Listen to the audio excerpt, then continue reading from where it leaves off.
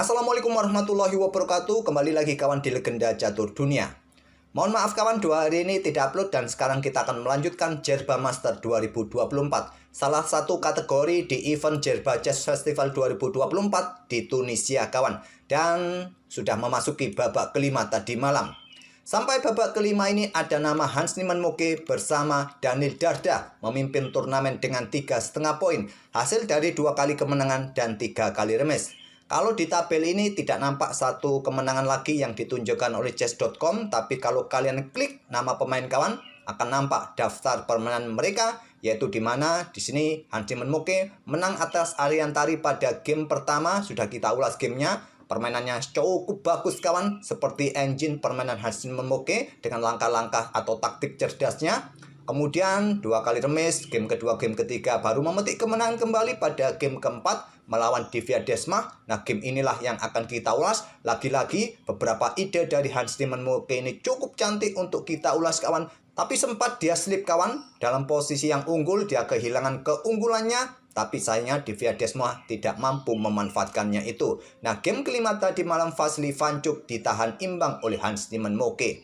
Begitu juga dengan Daniel Darda ini, sebetulnya pada awal-awal game hanya bisa bermain remis, kemudian baru mengalahkan Bilal Balacene. Bilal Balacene sampai babak ketiga kawan masih bersama Hans Niemann Moke di tempat teratas, tapi kalah pada game keempat. Dan di sini Daniel Darda asal Belgia ini berhasil memetik kemenangan kembali atas Divya Desma kawan, di mana dia pada posisi buncit dengan 4 kali kekalahan dan 1 kali remis. Sedangkan Vasily Vanchuk bertahan di posisi ketiga, tak terkalahkan kawan, dengan 1 kali kemenangan dan 4 kali remis. Gamenya juga sudah kita ulas hari Selasa kemarin. Dan langsung saja kita ke permainannya Hans Niemann Moke melawan Divya Desma. Dan Hans Niemann Moke mengawali dengan pion raja, pion E4. Sicilian defense, pion C5. Nah, menurut data yang ada kawan, salah satu pembukaan atau pertahanan untuk melawan pion raja ini adalah Sicilian defense yang mempunyai prosentase kemenangan bagi hitam ini lumayan besar ketimbang pertahanan-pertahanan yang lain kawan. Nah, Sicilian defense bisa kalian pelajari semua variasi beserta cabang-cabangnya untuk bermain melawan pion E4 agar kalian tidak bosan melawan dengan pion E5 terus. Ya, tentu pembukaan Italia, Ruy Lopez mungkin kalian bosan, kalian coba kuasai permainan Sicilian defense dengan pion C5. Oke, lanjut, kuda F3, kuda C6, ada gajah B5, Rosolimo Nets Medinov attack di atas papan, pion D6 berubah kembali kawan, variasi kanal attack sekarang kita dapat. Kanal attack biasanya terjadi langsung kawan setelah pion D6 ada gajah B5 skak. Nah, biasanya yang paling umum, yang paling utama adalah kuda ataupun gajah yang blokade di petak D7. Tapi tadi kuda C6, kita lihat diagramnya sama dengan permainan aslinya kawan. Nah, kuda C6, gajah B5, Rosolimo Nets Medinov attack biasanya dibalas dengan pion G6. Paling banyak pion G6 ini dipilih variasi Fiacento. Tentu variasi-variasi yang lain dengan pion E6 ataupun dengan pion D6 tadi 3 pilihan utama juga. Tapi kebanyakan dengan variasi Fiacento, putih akan rokade gajah G7, kemudian diikuti dengan pion C3 untuk blokade diagonal gelap dukungan bagi pion pusatnya nanti. Nah, setelah kuda F6 benteng E1 jaga pion, hitam rokade kalian serang pion pusat. Nah, pertukaran di petak D4 kawan. Konstruksi Fiacento mirip dengan variasi naga, cuma bedanya variasi naga putih memilih rokade panjang, tapi kita lihat di sini ya rokade pendek kawan. Bedanya seperti itu dengan variasi naga. Berubah ke permainan kanal attack dengan pion D6. Kemudian berlanjut dengan langkah rokade putih Hans Niemann Moke, diikuti gajah D7 pilihan utama, benteng E1. Nah, kuda F6 paling banyak diambil oleh hitam untuk melanjutkan pengembangan perwira minor kawan. Nanti disusul ya dengan pion E6K, pion G6K untuk buka akses bagi gajah, mungkin pion C3 di sini. Nah, pion A6 terlebih dahulu untuk langsung menantang pertukaran, mundur ke petak F1 dan seterusnya. Memilih dengan pion A6 dan gajah mundur ke F1, langsung pertukaran, 2 opsi yang kuat kawan. Memilih pertukaran Hans Niemann Moke, gajah pukul kuda C6, ambil balik oleh gajah. Dobrak petak pusat dengan pion D4 sekarang. Baku hantam di petak D4, ancam gajah, ada benteng C8, kemudian pion C4. Pion C4 ini banyak fungsi kawan. Untuk mencegah pergerakan pion-pion di petak B5, petak D5. Ini kemudian opsi kuda berkembang tanpa lagi blokade laju pionnya, dan pion sekarang mendapatkan ruang di pusat ataupun sisi menteri. Sekarang pion G6, ada kuda C3, gajah G7, diikuti pengembangan gajah E3 untuk perkuat posisi kudanya kawan, kemudian kuda F6. Serang pion, backup dengan pion F3, Divia Desma rokade, dan menteri D2, lanjut Hans Nimmenmukke. Hans Nimmenmukke di langkah ke-13 ini sudah menyelesaikan tahap pembukaan dengan menghabiskan waktu yang cukup banyak kawan, sekitar 28 menit. Perbedaan kontrol waktu mereka sangat mencolok di langkah ke-13 ini. Sedangkan Divia Desma, satset mainnya kawan, masih mempunyai 1 jam 29 menit, artinya hanya butuh beberapa detik untuk membuat keputusan di awal-awal pembukaan ini kawan. Sedangkan Hans Nimmenmukke terlihat sangat berhati-hati. Dia berpikir banyak di awal pembukaan. Nah, ciri khas selesainya pembukaan kawan, tentu raja sudah rokade, kedua benteng sudah saling terkoneksi kawan. Nah, bedanya satu langkah berikutnya, benteng hitam juga bisa dikoneksikan. Artinya, tahap pembukaan sudah selesai di langkah ke-13 ini dan persiapan masuk ke permainan middle game. Sangat prinsipal kawan, pembukaan yang dipilih oleh Hans Niemann ini untuk kembangkan perwira secepat mungkin, yang direkomendasikan untuk pemain pemula seperti kita agar mempercepat pengembangan perwira di tahap pembukaan.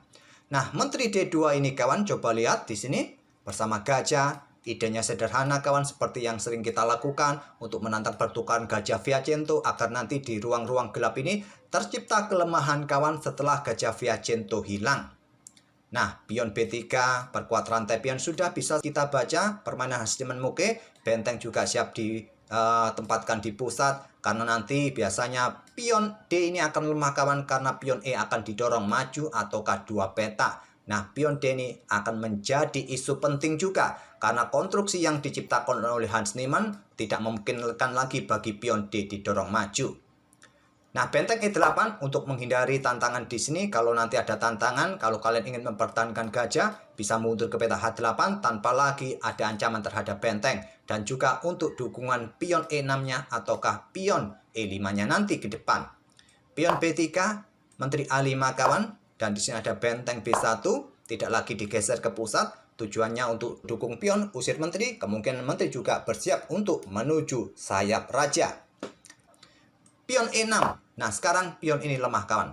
Ataukah juga persiapan untuk nanti bongkar peta pusat dengan pion D5. Kalian tidak bisa caplok gajah kawan untuk membuka discover karena benteng akan ambil balik dan pion aman. Mungkin pion A4 nanti bisa dilanjutkan oleh putih, tapi kurang bagus juga menurut engine. Hans Nimmenmukke geser benteng E ke D1. Raja bergeser ke H8. Kalau Stockfish menyukai tadi gajah kawan untuk pertahankan pion di sini. Tapi memilih raja. Nah, di sini kesempatan untuk sikat gajah ini merupakan pilihan terkuat di posisi ini. Tapi Hans Nimmenmukke memilih dengan raja ke H1. Kalau sekarang gajah disikat oleh kuda, ambil balik oleh benteng. Nah, kalian bisa melanjutkan pion B4 kawan. Mungkin menteri akan ke pusat ke peta E5. Nah, kalian bisa dorong pion C5 di sini. Dahului untuk bongkar peta pusat. Mungkin ditolak, mungkin diterima. Kembali lagi ke langkah aslinya, tapi memilih raja bergeser ke H1 masih cukup wajar untuk menghindari diagonal terbuka di ruang gelap sepeninggal gajah bergerak nanti. Benteng ED8, baru sekarang kuda caplok gajah. Yang terkuat ambil balik menggunakan benteng kawan, tapi menggunakan pion B. Ada pion terpisah di sisi kiri. Pion B4, menteri mundur ke C7. Ada gajah F4, tekan pion yang di sini. Stockfish sepertinya tidak menyukai. Kuda ke peta A4 yang disukai oleh Stockfish kawan, tapi memilih dengan gajah F4. Ada kuda H5. Nah, ada kesempatan untuk ambil pion ini, tapi Hans Niemann memilih dengan gajah G5. Kalau ambil pion yang di sini kawan, kemungkinan akan jadi seperti ini. Ambil balik oleh menteri, sikat balik, ambil balik, ambil balik. Nah, gajah ambil kuda C3. Memang di sini kita lihat bahwa kalau terjadi pertukaran jual beli perwira di peta D6 tadi, keunggulan putih mempunyai sepasang benteng kawan. Tapi dia kehilangan satu perwira. Oke, kembali lagi ke langkah aslinya, tapi kompensasi yang didapat ya tambahan satu pion. Stockfish menilai posisi putih masih cukup bagus untuk melanjutkan permainan. Tapi Hans Niemann tidak mau ambil resiko dengan kehilangan perwira kawan. Dia bergerak dengan gajah G5. Blokade dengan pion F6 yang terkuat dengan gajah sekaligus menantang pertukaran, tapi dengan pion F6, gajah mundur ke E3, pion F5, benteng D bergeser ke C1, ada pion D5, hitam mulai memberikan tekanan-tekanan di pusat kawan walaupun tidak disukai oleh Stockfish. Pion C pukul pion D5. Nah, pion F ambil pion E4. Yang terkuat pion ini yang diambil kawan. Apakah dengan pion C, apakah dengan pion E? Tapi memilih dengan pion F pukul pion E4, ambil balik oleh kuda, dan kuda siap menempati outpost yang cantik kawan untuk menekan area-area terang nanti di area pertahanan hitam. Baru pion E pukul pion D5, kuda ke C5, tekan pion yang di sini ancaman gerbuan pada benteng pada menteri. Di sini ada pion dorong maju terlebih dahulu, tempo ancam gajah. Gajah bergerak ke G5 ancam benteng. Nah, sekarang benteng diangkat naik untuk menghindari garbuan juga kawan.